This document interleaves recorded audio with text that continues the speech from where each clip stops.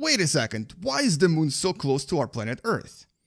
Anyway, hello everyone, this is Anton, and in today's video I actually wanted to talk about various tidal effects that our planet Earth gets from various objects in our solar system and beyond. Now, we know that if we place the moon that close, it's going to create humongous tidal effects. It's going to cause a lot of destruction because the moon is really close. Let's see what other effects we get from other objects in this video. Welcome to What the Math.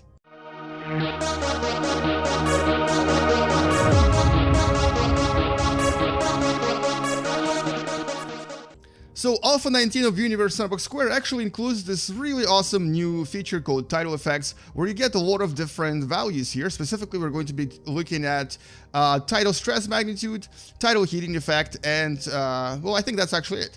Tidal stress magnitude refers to the actual value before things start falling apart. So if this suddenly becomes 1, the moon will actually turn into a bunch of rocks, and we can actually make this happen by moving the moon closer into the Roche limit of our planet Earth, and as soon as it reaches a value over 1, this is what starts happening. Tidal heating effects are essentially how much the planet or the body orbiting another body gets in terms of heating from the tidal effects. And in this case, the moon is actually getting quite a lot, or was getting quite a lot, and this would actually warm up the moon quite dramatically. But what we're going to be taking a look at is actually the realistic solar system. And specifically here, I wanted to analyze various tidal effects we get from some of the more massive objects in our solar system. And also, we're going to take a look at some of the objects beyond as well. So here we're going to take a look at the Sun, we're going to take a look at possibly Venus and Mars, we're definitely going to take a look at Jupiter and Saturn, and maybe even things like Pluto. So what we need to know for this is, of course, the distance of all of these objects from our planet Earth. So what I'm going to do is create a new simulation, place Earth right in the middle, and we're going to start with something that we know very well, and that's going to be the moon, which is going to be the standard for our measurements here. We're going to place it at a distance of 300,000 kilometers, which is where approximately it is. We're going to click on Earth and take a look at the values for tidal stress magnitude and tidal heating effect. So as you can see, this is in megawatts. If I were to change it to regular watts, it would be a value of 5 times 10 to the power of 12. So 5 followed by 12 zeros. This is how much tidal heating it will get from the moon. And this is the tidal stress magnitude we'll get from it. So it's 50471. Just kind of remember this because this is actually the highest tidal effects we'll get from anything. Next object is going to be the Sun. So let's see how much tidal effects Sun creates on our planet. In other words, how much tide can the Sun cause? So we're going to remove the moon and place the Sun at 1 astronomical unit away from the Earth. And so let's zoom into Earth again and look at the tidal effects that we're getting from the Sun. So it's about 4 times lower in terms of the actual tidal heating, and it's about 4 times lower in terms of tidal stress as well. In other words, we still get a lot of, or some tides from the Sun, but it's not as powerful as it is from the moon. And if I were to place both here, especially when moon and the Sun are on the same side, in other words, when there is a total eclipse, the tidal effects become the highest. So here it's 6.1 times 10 to the power of 12, and tidal stress is a little bit higher as well. So this gives us the highest tidal effects possible on our planet Earth. Alright, so that's common knowledge, kind of. This is what you learn in school usually, and this is what, well, not the numbers, of course, but this is what a lot of the schools sort of focus on. But they never tell you about tidal effects of other objects, so let's investigate those as well.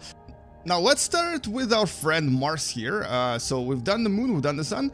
Let's place the Mars at the closest possible distance to our planet Earth, which is, according to the table I'm looking at right now, is about 78 million kilometers. So it's a little bit farther away. It's right around here. So this is the closest possible distance to our planet Earth. Now let's go into the tidal effects and find out what Mars is causing on our planet. And as you can see, the effects are something like 1,000,000 times less strong than the effects from the moon. There's 6 more zeros here, there's 6 less zeros here. In other words, Mars compared to the moon may actually nudge things a little bit on our planet due to tidal effects, but they might move not in meters like they do from the moon, but in millimeters. based on those effects from Mars. So in other words, Mars does not actually cause a lot of tidal effects, even though it does a little bit. How about Venus? Venus is actually closer to us, and Venus is a lot more massive than Mars. Mars is only about 9 masses of Moon, whereas Venus is like 66. So let's place Venus at a distance of about 41 million kilometers, which is the closest distance that Venus gets to our planet Earth. And let's go back into those tidal effects and check them out. And not surprisingly, the effects are dramatically higher. As a matter of fact, I would say that they're even up to about 100 times higher than the effects from Mars. Still not as high as the effects from the Moon though, but the value we're getting from Venus for tidal heating is about 14 megawatts. Mars was only giving us about 0.27 megawatts, which is something like 60 or even 70 times lower, and Moon was giving us close to about 550,000 megawatts, which is something like 50,000-ish times higher. So yeah, clearly the Moon is the winner so far, Sun is the second close, and so far Venus is a distant third. Alright, so let's go to the next object that is very important in this simulation, and that's of course going to be Jupiter, because we're going to skip Mercury due to its small size and farther away distance. So we're going to place Jupiter at a distance of about 4.2 astronomical units, which is about 630 million kilometers, and that is about 15 times farther away than Venus. Now, can you guess, is it going to have more tidal effect on our Earth, or less?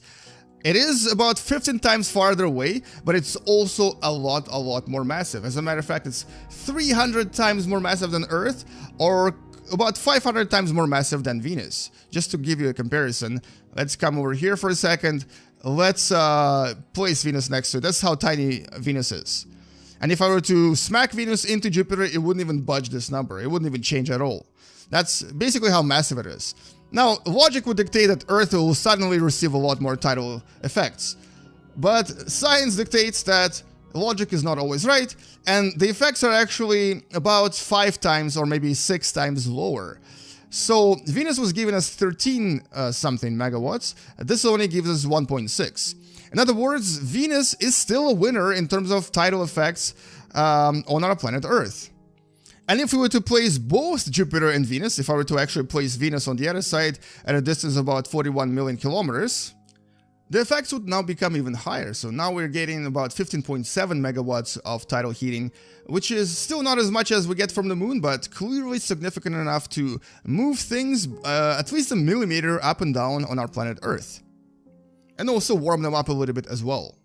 Now, as you can imagine, placing Saturn in here will obviously give us a lot less effect, but we're going to do it nevertheless. So Earth to Saturn is about 8.5 astronomical units, and we're going to place it right here and see if we get a much lesser tidal effect from it, because Saturn is also less massive than Jupiter. And so tidal effects here are way less than a megawatt now, so it's a little bit closer to what we were getting from Mars. In other words, Saturn and Mars seem to have a relatively similar effect on our planet Earth in terms of gravitational tidal effects.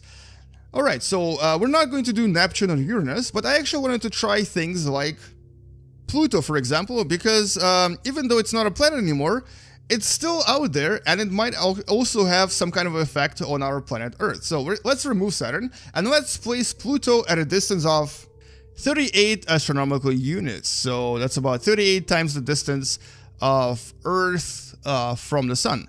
So it's around here. Let's go back to Earth, click on the tidal effect value under motion, and look at that. There's still a bit of an effect. It's about 1,000,000 times lower than what we're getting from Mars, but it is still there. So at this point, things on Earth are experiencing the gravitational effects from Pluto in terms of molecules shifting around. So on molecular level, you'll definitely feel the effects from Pluto, but definitely not something you could easily see by looking at the surface of objects, for example. So because Pluto is so far away and has such a little mass, it obviously has almost no effect. But this should give you an idea that every single object in our solar system, everything in our solar system, every little rock, every little object that you see orbiting around the sun has a tidal effect on our planet Earth. So things inside of you, things around you, and things on our planet always shift around, always move around due to the tidal effects from all of these objects around us. But the highest effects are from Venus, from Moon, from the Sun, and to some extent from Jupiter and Mars as well. How about objects outside of our solar system? So let's actually go back to our Earth and start with the closest star to us, Proxima Centauri. It's about 4.2 light years away from us, and it definitely has a bit of an effect. What effect is it? Well, it's even less than the effect from Pluto. As a matter of fact, it's close to about 1 million times less than the effect from Pluto. So what we're getting from Proxima Centauri is very, very insignificant and will shift things even less than on a molecular level. Basically, we're talking about subatomic particles shifting. Okay, how about the supermassive black hole at the center of our galaxy, Sagittarius A? Well, that's about 26,000 light years away from us, but we're going to try it anyway. So let's move away, zoom out of here, 26,000 light years away. Right around here. Go back to our planet Earth, click on motion, and check this out. It's actually relatively similar to what we're getting from Proxima Centauri, but maybe about 100 times less. And in terms of comparing this to the tidal effects from the Moon, it's basically like taking this number and multiplying it by, I think it's a 2 followed by 20 zeros. In other words, the effect from Sagittarius A star, which is right there far, far away, 26,000 light years away from us, is absolutely insignificant. So here we're talking about tiny, tiny, tiny, minuscule motions of subatomic particles that are impossible to even notice in comparison to, let's just say, Mars, Venus, or the Moon. And so, yeah, everything in our solar system, everything in our galaxy will have the tidal effects on our planet Earth, but only the most massive, only the largest objects close to us will actually have significant effects that will essentially cause visible effects on our planet Earth, including things like tides, tidal waves, and possibly even cause earthquakes. So those objects might be the Moon, they might be the Sun, to some extent it might also be Mars and Venus, and maybe Jupiter. But that's really where it ends, only those 5 objects.